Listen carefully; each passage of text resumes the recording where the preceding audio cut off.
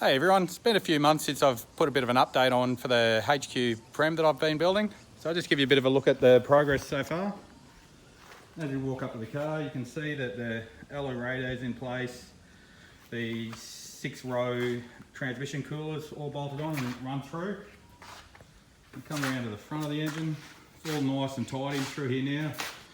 That's just the earth strap there.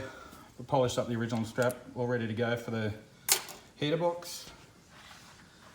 Now I've fitted a 14-inch Davis Craig thermo fan and the thematic controller onto this one. I just for the neatness, I didn't want to put an actual engine fan onto it, so we'll see how that one works. Hopefully it works all well here for Queensland.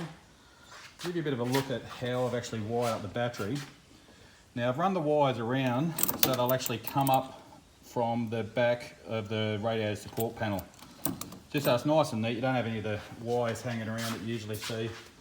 And from there, I'll just run them down and around, across the guard, and over to the engine just for that nice neat look.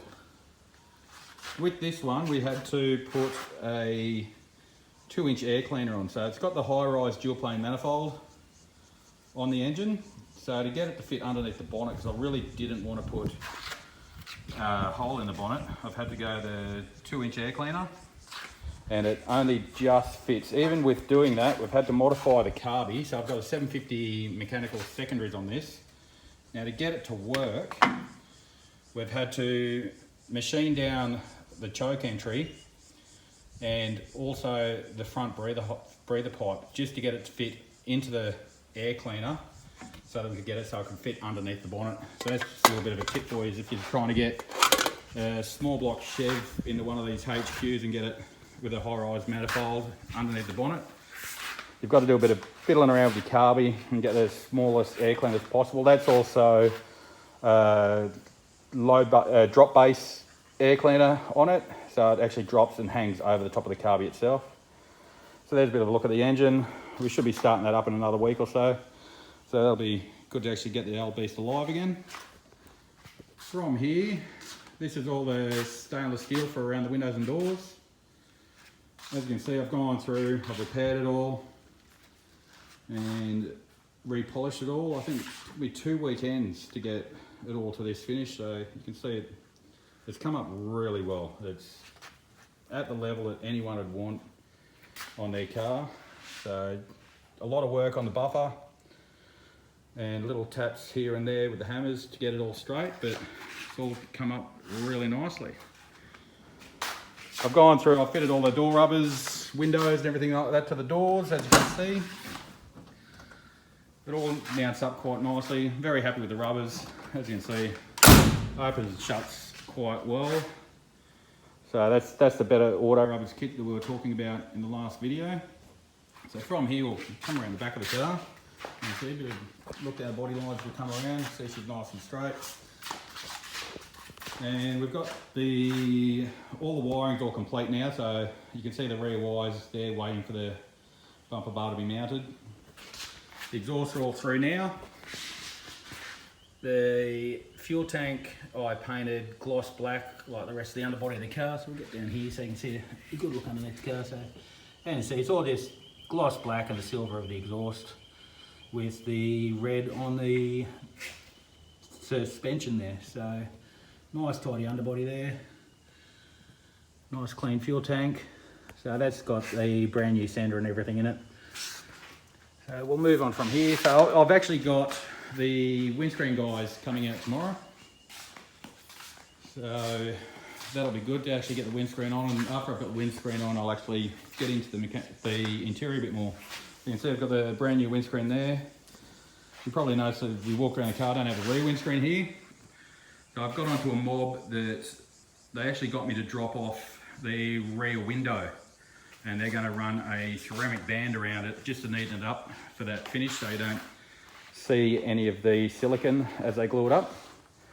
Now one tip I'd say, if you've got one of these old H-series, make sure you have your A-pillar trims fitted before you get your windscreen fitted. It'll just make life a lot easier, and it makes sure that everything's set in the right positions when they actually put it in. So we'll open it up, the front door here, and give you a bit of a look at what I've done so far. You can see the crash pad's already in. I've started playing with the interior, so I've actually got little 52mm gauges where the GDS gauges would usually sit, just so we get a bit more of an accurate read. I've just got the oil, fuel and temperature sensors up there. As we look around, give you a bit of a look, see if I can pick it up all nicely. All of the hood lining's in, the mirrors and everything else. All of the B and C pillars have all been trimmed up in vinyl, so it's all looking quite nice. So looking forward to getting the interior put in back into it. As you can see, again, with the rubbers, shuts up quite nicely. Now, one thing I'll show you, because I've deleted the aerial out of the front guard, I'm actually just going with one of these little, they stick onto the back of the windscreen basically, so it'll just sit up nicely behind the rear vision mirror.